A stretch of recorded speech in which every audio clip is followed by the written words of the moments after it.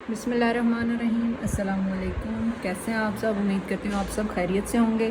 तो जी आज की क्लास में हम ख़त दीवानी के साथ अपना थोड़ा सा इंट्रोडक्शन करेंगे।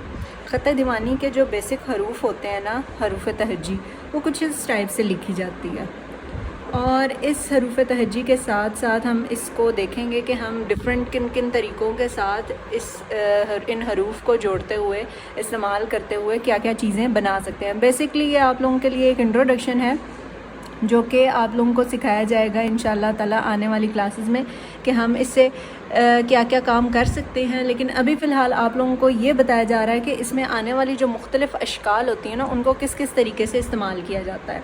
जैसे यहाँ पर आप देखें कि हम कंपोजिशन बनाते हुए डिफरेंट शेप्स यूज़ करते हैं। फ्लोरल ऊपर की जानिब, नीचे की जानिब, साइड की जानिब, या किसी हरफ को बड़ा करके लिखते हैं, छोटा करके लिखते हैं। वो हमने क्यों लिखना होता है, और एक किस्म की जो एरिया होता है उसको फिल करने के लिए कौन से डिज़ाइन एलिमेंट्स हमें यूज़ करना होते हैं। ठीक है। इसी तरह ही अगर हमने कोई सूरा कंपोज करनी है तो उसको किसी बॉर्डर के साथ लिखकर या लाइंस के साथ लिखकर किस तरीके से एक जो है कंपोज किया जा सकता है बिल्कुल स्ट्रेट में। ठीक है। फिर इसके अंदर हम देखते हैं कि आयात जो लिखी जा रही हैं वो किस तरीके से हम ऐसे लिखें कि दीवानी स्क्रिप्ट में रहते हुए हम उसको स्ट्रेट लेकर जा सकें। अब ये डिफरेंट चीज़ें होती हैं, डिफरेंट टेक्निक्स होती हैं जो कि हमने इस्तेमाल करनी होती हैं। फिर इसके अलावा होता है हम इससे और मज़ीद क्या काम कर सकते हैं। हम इससे डिफरेंट कंपोजिशंस बनाकर बुक मार्क्स बना सकते हैं। हम इससे अगर देख के लिखना चाहें, कोई सूरत लिखना चाहें, तो इस तरीके से भी हम इस सूरत को लिख सकते हैं। यानी ये राइटिंग थोड़ी होती है तिरछी लिखने वाली। तो तिरछी लिखते हुए हम एक एक हरफ को लेते हुए कुछ लाइंस, कुछ हरूफ को फ्लोरल राइटिंग में लाते हुए हम ये सारा कुछ लिखते जाएं। फिर होता है कि हमने कोई एक आयत खूबसूरती के साथ लिखनी है तो उसको किस तरीके से कंपोज किया जाए, डिफरेंट कलर्स के साथ उसको कंपोज किस तरह किया जा सकता है, किस तरह से सीन लिखना है, बा लिखना है। फिर बारी आ जाती है कंपोजिशन की। तो कंपोजिशन में जो हमने स्टार्ट में देखा कि कुछ चीज़ें थी जो हमने फिलिंग एरिया में की हुई थी। अब सर्कल राइटिंग किस तरीके से हो सकती है। इवन जो हमने राइटिंग फ्लोरल सीखनी है इंशाल्लाह ताला आने वाले कोर्स में, उसके अंदर क्या होगा कि ऊपर जाने वाले हरूफ जो हैं, ऊपर की तरफ फ्लोरल राइटिंग वाले हरूफ किस तरीके से इस्तेमाल हो सकते हैं कंपोजिशन में, और नीचे वाले हरूफ किस तरीके से इस्तेमाल हो सकते हैं।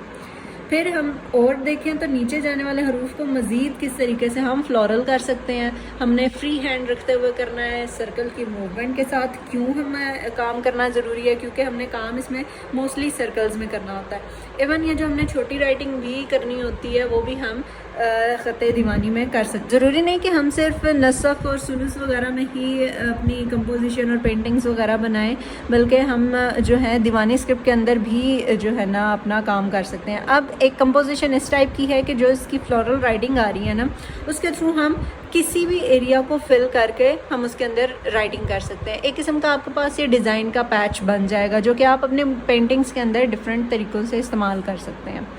फिर बारी आती है सिर्फ हरूफ तहज्जी के साथ पेंटिंग किस तरह से बनती है। तो सिर्फ हरूफ तहज्जी सीख कर आप इस तरह से कंपोजिशन ड्रॉ कर सकते हैं जो कि देखने में आंखों को अच्छी लगती है। बाद में आप चाहें तो आप इसको कैनवस के ऊपर पेंटिंग के तौर पर बना सकते हैं। ये एरिया फिलिंग टेक्निक होती है जिसके अंदर हम एरिया फिल करते हैं और सिर्फ हरूफ तहज्जी को लेते हुए हम एरिया फिल करते हैं। जबकि इस टेक्निक में आपने देखा है कि ये पूरा सूरह अल कदर लिखी हुई है, और ये टेक्निक देखें तो इसमें सिर्फ आपकी हरूफ तहज्जी के साथ आपकी सारी जो है ना फिलिंग है। फिर बारी आती है कि आपने बॉक्स राइटिंग किस तरह करनी होती है। बॉक्स राइटिंग के अंदर आप ये डिफरेंट जो है एरियाज़ में जाके आपने अपना एंगल किस तरह चेंज करना है, राइटिंग का रुख किस साइड पे होना चाहिए। साइड पे सिंपल बॉर्डर के साथ भी काम कर सकते हैं और आप फैंसी बॉर्डर के साथ भी कर सकते हैं। सेंटर में अगर राइटिंग की है तो उसको किस तरीके से फिल करना है वो भी इसमें देख सकते हैं। फिर बात की जाए तो ये एक और जो है वो स्टाइल है। पहले था कि हमने एक एक हरफ को लिख के फिर स्पेस दी, लेकिन इसके अंदर आप सीधा राइटिंग कर सकते हैं। जो कुछ हरूफ होते हैं जिनको हम नीचे की जानिब लिखते हैं वो आपको इंशाल्लाह कोर्स में पता लगेंगे। तो वो हरूफ हम किस तरह से एडजस्ट कर सकते हैं। एक लाइन की दूसरे लाइन के दरमियान डिस्टेंस क्या होना चाहिए, किस तरीके से लिखना चाहिए, ईच एंड एवरीथिंग आपको कोर्स में बताई जाएगी। फिर अब एरिया फिलिंग की टेक्निक आपने यूज़ करते हुए डिफरेंट शेप्स बनानी है और उन डिफरेंट शेप्स को आप यूज़ कर सकते हैं अपनी कैलीग्राफी के अंदर। जैसे आप ये एरिया में फिल कर रहे हैं तो कोई सूरत लिख सकते हैं, सिर्फ हरूफ तहज्जी लिख सकते हैं। ये किस्म का आपका डिज़ाइन एलिमेंट के तौर पे आपकी पेंटिंग के अंदर आएगा। फिर अब बात की जाए तो ये जो बड़ी पेंटिंग्स होती हैं उसके अंदर हमारी ये राइटिंग किस जगह पर अब इस्तेमाल हो रही है। ये जिस तरह आपको बड़े हरूफ दिखते हैं, मेन लेटर्स लिखे हुए नज़र आते हैं पेंटिंग्स के अंदर, इस पेंटिंग में ये कुल लिखा हुआ है और ये थोड़ी सी फ्लोरल राइटिंग यहाँ पर और यहाँ पर नज़र आ रही है, ये ख़त दीवानी है। फिर इस पेंटिंग में देखा जाए तो इस साइड पे ये जो राइटिंग है, यहाँ पर जो राइटिंग है, इन एरियाज़ में जो राइटिंग है, और ख़ास कर ये राइटिंग लिखी हुई है ना, ये वाली सारी राइटिंग हमारी आ जाती है ख़त दीवानी की। फिर इस पेंटिंग को देखा जाए तो ये पूरी पेंटिंग ही ख़त दीवानी पर बनी हुई है, ख़त दीवानी और फ्री स्टाइल के ऊपर बनी हुई है। यानी इसके अंदर आप जितने भी कर्व्स देख रहे हैं, जितनी भी मूवमेंट हरूफ की देख रहे हैं, वो आपको ख़त दीवानी की मिलती हैं।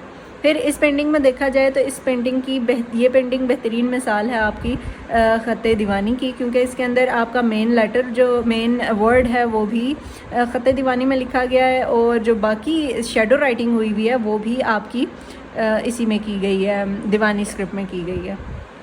फिर ये नेक्स्ट एक पेंटिंग है, इसके अंदर भी देखें तो आपको ये जो मोहम्मद सल्लल्लाहु अलैहि वसल्लम लिखा हुआ है, ये भी आपका दीवानी स्क्रिप्ट में है। इसके बाद ये जो बीच में राइटिंग्स आ रही हैं, ये भी हमारी दीवानी स्क्रिप्ट में है। यहाँ पर जो राइटिंग्स आ रही हैं, ये भी हमारी दीवानी स्क्रिप्ट में है, और यहाँ पर भी ये जो इस सर्कल के अंदर राइटिंग हुई हुई है, ये भी हमारी दीवानी स्क्रिप्ट के अंदर हुई हुई है।